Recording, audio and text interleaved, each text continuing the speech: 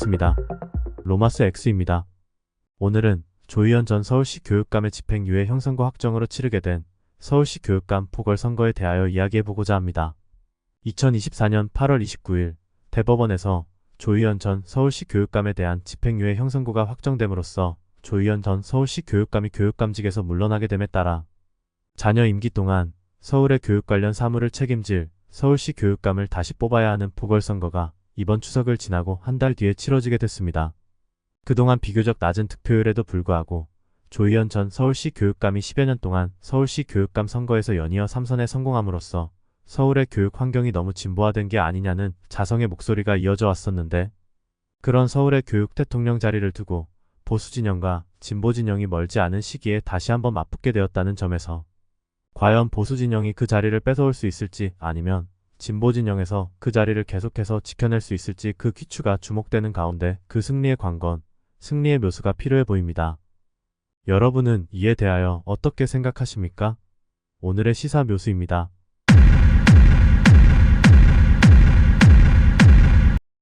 조희연 전 서울시 교육감이 처음으로 당선된 때는 2014년 제6회 전국동시지방선거였습니다. 해당 지역의 전체 교육을 총괄하는 교육 대통령을 뽑는 선거라는 특수성 때문에 교육감 선거 후보자는 당적을 가질 수 없고, 그로 인하여 각 정당에서는 후보 단일화에 대해 직접적인 목소리를 내기 어려워 당시 보수 진영에서는 딸의 폭로로 화제가 되었던 못난 아버지를 둔 딸에게 정말 미안하다! 고승덕 후보, 문용린 후보, 이상면 후보가 입후보한 가운데 진보 진영에서는 조희연 당시 후보만 단독으로 입후보하였는데, 서울 시민의 60.9% 표심이 보수 진영으로 몰렸음에도 불구하고 고승덕 후보에게 24.25%, 문용린 후보에게 30.65%, 이상면 후보에게 6%로 표가 분산되는 바람에 서울 시민으로부터 단지 39.08%의 표심만 얻은 조희연 당시 후보가 최고 득표자로 제20대 서울특별시 교육감에 당선됩니다. 그 다음으로 조희연 전 서울시 교육감이 서울시 교육감에 당선된 때는 2018년 제7회 전국동시지방선거였습니다. 당시 보수 진영에서는 박선영 후보와 조영달 후보가 입후보하고 진보 진영에서는 조희연 당시 후보가 역시 단일 후보로 선출되었습니다. 당시 선거에서도 서울 시민의 과반에 해당하는 53.41%의 표심이 보수 진영으로 향하였으나 박선영 후보가 36.15%, 조영달 후보가 17.26%로 표가 갈려 과반에 못 미치는 46.59%밖에 득표하지 못한 조희연 당시 후보가 어부지리로 역시 제21대 서울시 교육 대통령 자리에 오릅니다. 조희연 전 서울시 교육감이 3선에 성공한 2022년 제8회 전국동시지방선거의 경우 보수 진영에서는 박선영 후보, 윤호상 후보, 조영달 후보, 조전혁 후보 등 후보자가 우수수 나왔고, 진보 진영에서는 조희연 당시 후보와 강신만 후보, 최보선 후보가 나왔지만 강신만 후보가 조희연 당시 후보에 대한 지지를 선언하고 사퇴함으로써 보수 진영에 비해 진보 진영의 표심이 보다 결집되는 결과를 낳습니다.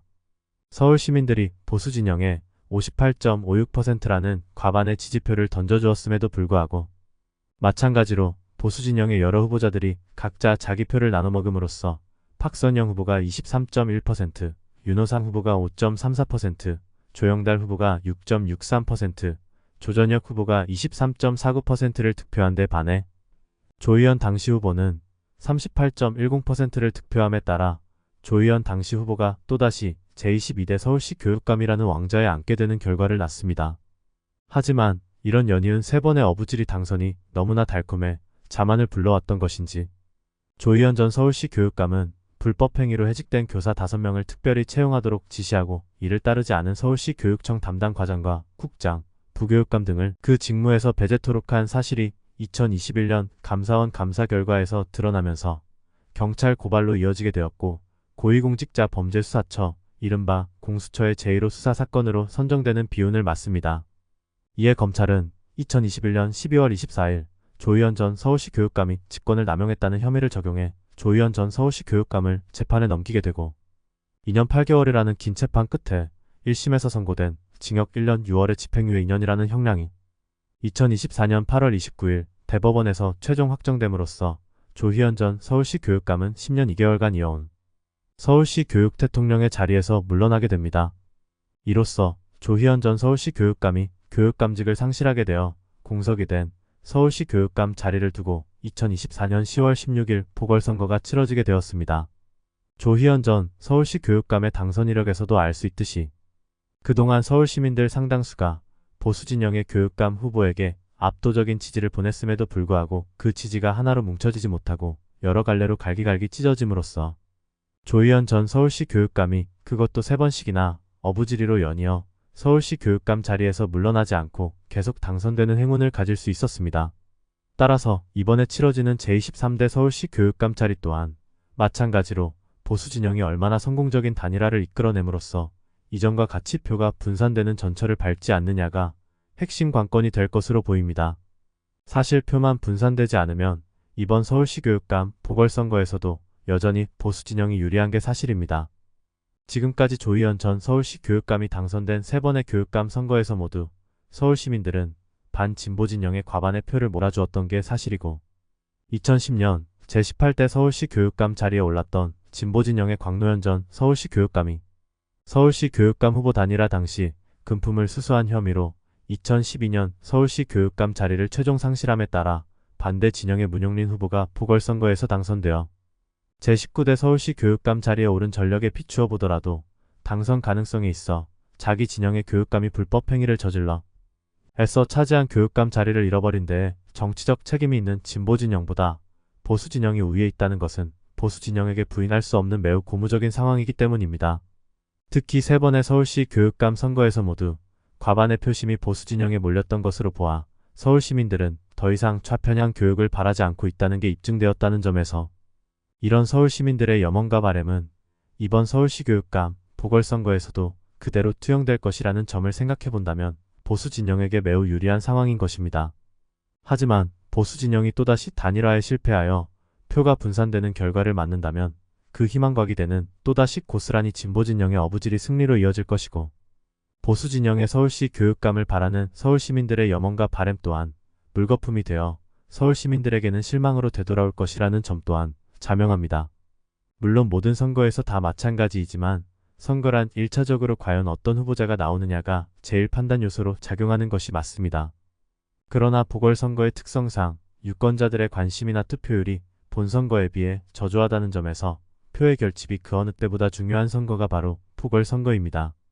보수 진영으로서는 그동안 사실상 이길 수 있는 선거였음에도 불구하고 단일화에 실패함으로써 다른 지자체장 선거에서는 승리해도 내리 3차례나 그 자리를 진보 진영에 내어줄 수밖에 없었다는 점에서 이번 선거의 승리는 매우 중요합니다.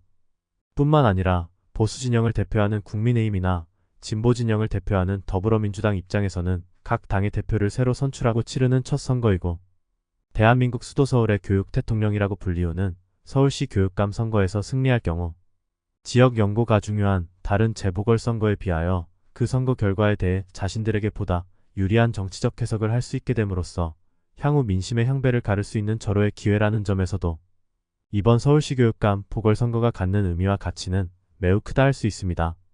따라서 유력한 당선 후보 진영인 보수 진영이나 비록 당선 가능성에서는 열악한 위치에 있지만 보수 진영이 단일화에 실패할 경우 다시 한번 더 어부질이 승리를 노려볼 수 있는 진보 진영으로서는 다른 어느 때보다 이 부분에 심혈을 기울일 것으로 보입니다.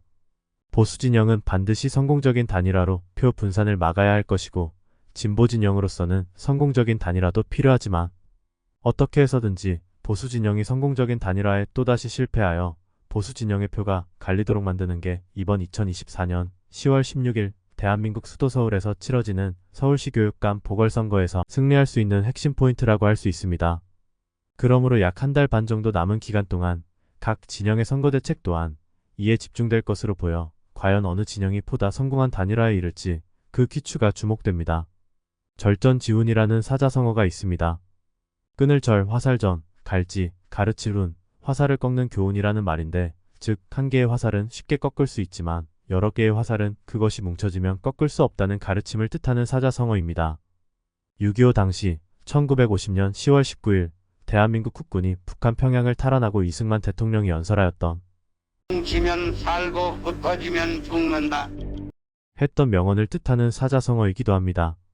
보수 진영은 자신들의 뿌리라고 이야기하는 이승만 전 대통령이 말했던 지면 살고 흩어지면 죽는다 절전지훈의 사자성어를 이번 서울시 교육감 보궐선거를 준비하면서 결코 잊어서는 안 될 것입니다.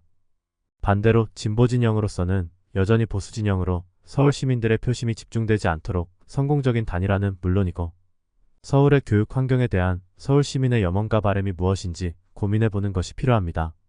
과연 10여 년간 좌편향되었던 서울의 교육 환경이 계속해서 좌측으로 향하게 될지 아니면 균형추가 매달아질 수 있을지 그 결과가 기대됩니다. 오늘은 여기까지입니다. 다음 시간에 뵙죠. 고맙습니다.